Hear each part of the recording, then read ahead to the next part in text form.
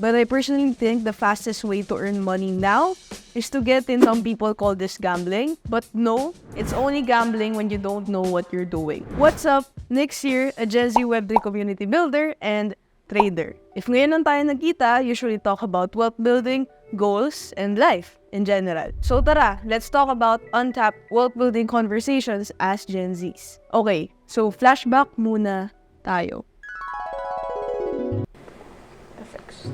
Imagine you're just a high school kid na magastos, na nagtitipid, pero di pa rin sapat. Kasi nga, magastos ka.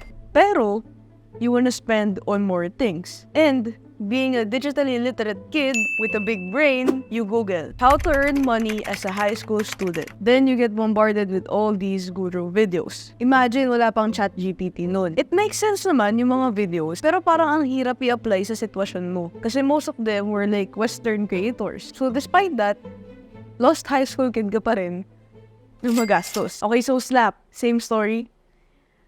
Or not? But that kid was also me. And in retrospect, with all the things that I've tried, I've done, and I've been through, let me share kung ano yung mas outlined way or mas efficient na way to help that kid earn money and possibly help you generate ideas on how you could do the same. So let's go. Isa-isahin natin. So personally, I categorize it into two ways. Number one is time for money and number two is product for money. So yung time for money, if you don't have enough capital or money yet to create a product, this is the most accessible asset na meron ka na agad. But this is also the most precious one. So ngayon, let me give you a few examples of both with my personal experiences. But remember, there will always be a million ways to make a million. Yung few lang to. So ngayon, balik tayo dun sa kid reference. Let's say na summer break or term break ni kid. Marami siyang time kasi walang classes, pero wala siyang idea on how he or she could earn money. Pero magastos pa rin siya. So ang pwedeng gawin ni kid is to number one, venture into freelancing. This is when you exchange time for money. I used to freelance as a multimedia artist, mainly as a graphic designer. So, interest ko talaga siya and I got pretty good at editing, pati videos actually. So, I also did brand designs, arts, at kung ano-ano pa. So, nung nalaman ko na pwede ko pala i-monetize through freelancing, I searched for clients. And yung mga kakilala ko, minsan nagpapa-edit din sila sa akin. So, the thing about freelancing is, there are different types of niche. And my niche was graphic design. So, merong mga VAs or virtual assistants, videographers, video editors, bookkeeping, and many more, both on the technical side of things and on the creative side of things. The only catch is you have to have a skill that you can monetize. And no, it's not that easy, at least sa simula. Expectation setting lang din. There's also different art to closing deals, talking to clients, but eventually it'll come naman as you do it. I personally know freelancers who started from zero, tas kumikita na sila ng 6 digits a month ngayon. So, wala imposible. The internet makes it easier too. There are websites or platforms that can help you connect to possible clients. Nandiyan yung Upwork, LinkedIn, Facebook group, and other freelancing websites. And you can also just do cold emails or cold messages to directly reach out to clients. The idea actually is pretty straightforward. So ano nga ba yung pwede mong gawin para magsimula? Where do you start? Identify your strengths, interests, and hobbies. One way or another, meron ka dyan pwedeng i-monetize. Tapos if artistic ka, wag mong pakinggan yung mga nagsasabi na walang pera sa art. Kasi meron. And if you already did some thinking, tapos di mo pa rin alam kung saan ka mag-start, this is the perfect time to try things out and learn a new skill. Lahat naman to kasi learnable naman. Kasi like I always say, you won't really know what you like and what you don't like unless you try. So ayun, I'll give you a list of my recommended groups or channels na pwede mo i-check to help you start. So, kunwari naman, gusto lang ni kid ng simple lang. Ayaw niya muna mag-rabbit hole sa bagong skill. Tapos sakto, marami silang unused items sa bahay na pwede nilang ibenta. I think you know where this is leading to. Tapos sakto, mahilig din si kid na magbenta ng kung ano-ano. Now, kid can venture into number 2, retail, online selling, or buy and sell. Now, this is a mix of using your time for money and selling a product for money. I made a video about earning 100k with zero capital from online selling. So, pwede natin yung pag-usapan dun if you wanna learn about my experiences on that. Pero personally, I find this as one of the easiest way to earn money. Mainly because it's easy to find suppliers and buyers, especially with the help of the internet. Main idea is you find something from a low cost or kahit from zero cost pa nga kung hindi mo yun gamit, nakita mo lang sa bahay mo. gusto mo nang ibenta, then you sell it for a higher price. Then ayun, may pera ka na. Wag mo lang ibenta yung sasakyan nyo, or TV nyo, or couch nyo.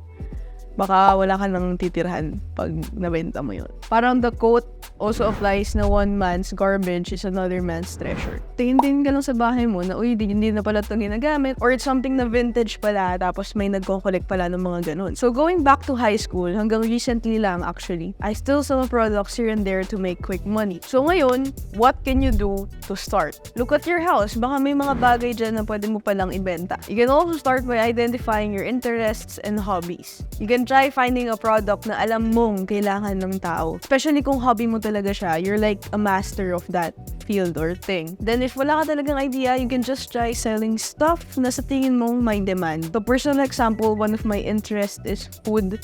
Talaga, so before I tried selling snacks and foods na kunwari alam kong wala pa masyadong nangbebenta sa Pilipinas. So kunwari yung Takis, if familiar ka doon, it's a Mexican snack. Naisip ko yun na what if I try selling it here in the Philippines. Pero hindi ko siya na-act upon. Pero you know, like those types of ideas. Another thing that I thought of selling was Korean snacks. So I tried sourcing suppliers directly from Korea talaga. Pero hindi siya nag-work kasi masyado akong natataasan sa costing and I didn't want to order in bulk. So may mga ways naman how you can work around it, find local suppliers and find like drop shipping, yung mga ganung bagay. And one of the most random things that I tried selling na hindi ko ina-expect ever was a car. And eventually you're gonna find the type of products that you would want to sell. And nabibuild na yung knowledge and mastery mo when it comes to those products. I'm pretty sure you'll start figuring it out once you do it. Okay? Okay, so ngayon naman, kid doesn't want to talk to people that much. Talking to clients, talking to customer service, yung mga ganung bagay. Pero, decidido talaga siya to earn a high income skill. Now, kid can venture into number 3, trading the financial market. So, this is also when you exchange your time for money. Emphasis on trading muna, kasi iba yung trading sa investing. But let's focus on trading for now. I also made a video about how I started in the stock market as a student. So pwede rin natin yung pag-usapan dun if you wanna learn about my experiences on that. So paano ka ba kikita dito? So basically, you buy an asset at a low price, then you sell it for a higher price.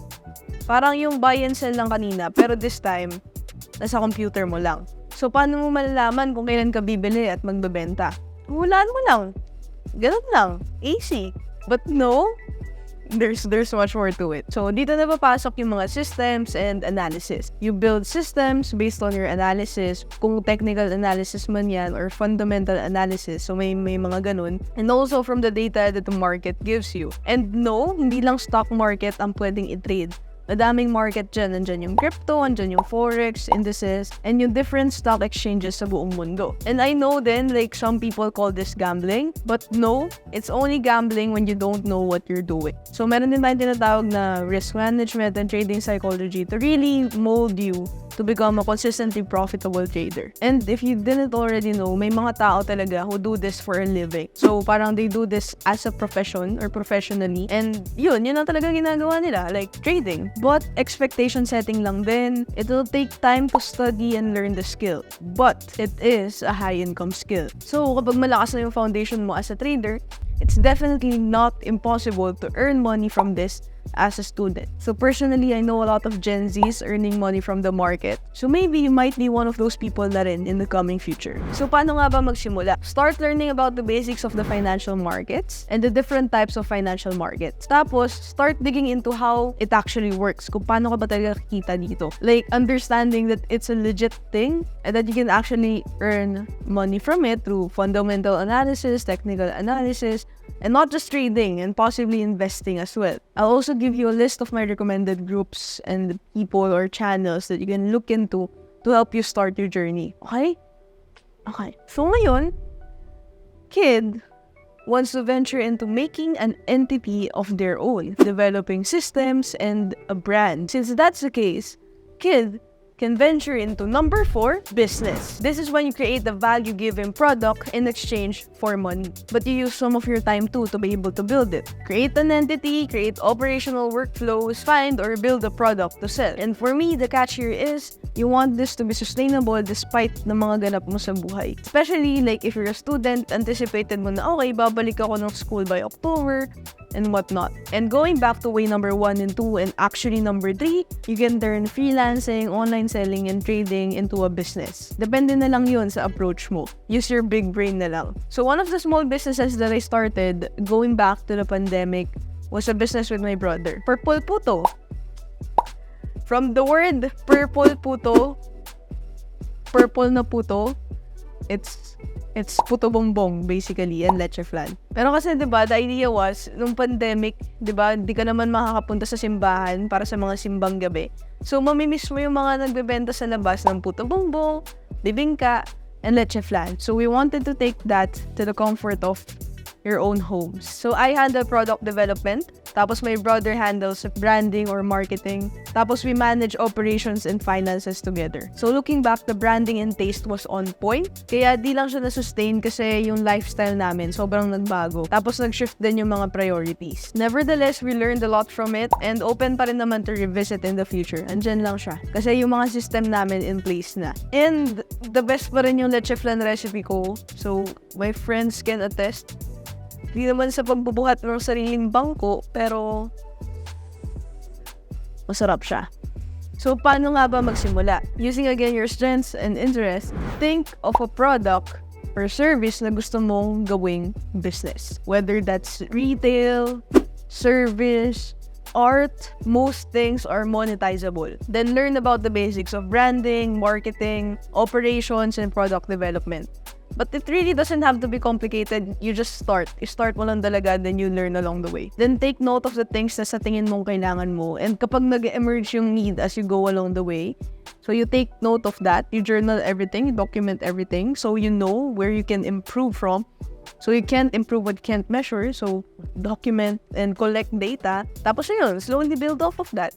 If it fails, okay lang, you learn. If it succeeds, then you have money. So yeah, yun yung mga 4 things na i-share ko kay kid na walang pera na magastos, which was me before. But allow me to give you a few tips that personally helped me as well. Number 1, look for direct or indirect mentors. Especially yung mga content creators online. Ideally, someone you resonate with and someone who has actual results. Do your own due diligence na lang when finding one. Number 2, find a community who aligns with your goals, values, and my good culture. And number 3, here's the list of communities and creators that I personally recommend. So if you want to start freelancing, check out TFMT. If you want to start trading, check out ZFT, Money Growers, and ICT. If you want to dive into business, check out Alex Hermosi. And if you want to dive into general finance or per dev, check out NFG. Tapos, if you want to just have more conversations about these stuff, you can just reach out to me, tapos usap lang tayo. So ngayon, common ground ng lahat ng to is 1, lahat siya may risk, whether it's monetary or time and effort, kasi lahat naman to, it involves skills, which if you don't possess yet, you'll have to learn.